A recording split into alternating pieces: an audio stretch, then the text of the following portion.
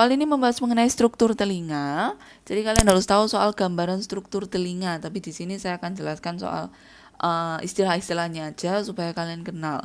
Di sini jadi pertanyaan struktur yang berfungsi untuk menjaga keseimbangan tekanan pada telinga dan mulut. Jadi kalian wajib tahu masing-masing struktur namanya apa, peran struktur itu apa, harus tahu supaya bisa tahu nih mana yang fungsinya menjaga keseimbangan.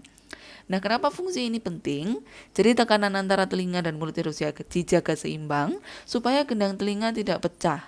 Kalau tekanannya terlalu kuat atau berubah terlalu besar, jadi terlalu tinggi, terlalu rendah, ditakutkan gendang telinganya bisa pecah. Jadi antara mulut dan rongga telinga harus seimbang. Strukturnya kita mulai dari yang luar dulu. Jadi ada 3 bagian nanti, telinga luar, telinga tengah, telinga dalam. Kita mulai dari yang paling luar, telinga luar. Ada daun telinga, fungsinya kayak corong. Jadi dia menangkap gelombang bunyi yang ada di lingkungan sekitar supaya fokus masuk ke saluran telinga. Nah, selanjutnya ada saluran telinga atau lubang telinga.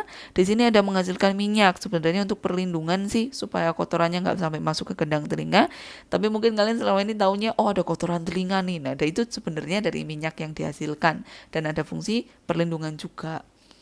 Kemudian masuk ke telinga tengah. Di bagian telinga tengah ini ada gendang telinga yang pertama kali masuk dari saluran telinga ketemu gendang telinga. Kalau ada gelombang bunyi yang masuk, gendang ini akan bergetar. Makanya di sini disebutkan fungsinya untuk menangkap gelombang dan mengubahnya menjadi getaran. Karena sebenarnya gelombang bunyi yang masuk akan menggetarkan, makanya berubah jadi getaran. Kemudian tepat di belakang gendang telinga ada tulang telinga. Di sini ada 3, tulang malleus atau martil, tulang incus atau landasan, serta tulang stapes atau sanggurdi. Fungsi dari tulang telinga ini adalah meneruskan getaran yang tadi dari gendang telinga menuju ke koklea. Nah, nanti kalian akan belajar soal struktur koklea juga. Kemudian ada saluran eustasius. Nah, saluran eustasius adalah saluran yang menghubungkan antara telinga dengan rongga mulut dan fungsinya adalah untuk menjaga tekanan udara. Jadi, sebenarnya sampai sini udah tahu jawabannya yang mana. Struktur yang berfungsi menjaga keseimbangan tekanan pada telinga dan mulut adalah saluran eustasius. Tadi fungsinya untuk itu ya, supaya gendang telinganya nggak pecah kalau sampai perbedaan tekanannya sangat tinggi.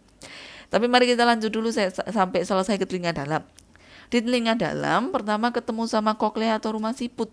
Namanya rumah siput karena memang bentuknya menyerupai rumah siput. Tadi tulang telinga kan menyampaikan getaran dari gendang ke koklea. Nah, sampai nih di sini.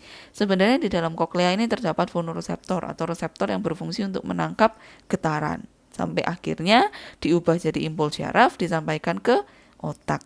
Kemudian di sini juga ada saluran gelang atau 3 saluran setengah lingkaran. Fungsinya untuk mengetahui posisi tubuh, jadi fungsi keseimbangan. Itu ada di saluran gelang atau 3 saluran setengah lingkaran. Oke, jawabannya jangan lupa. Keseimbangan dijaga oleh saluran eustasius. Keseimbangan apa?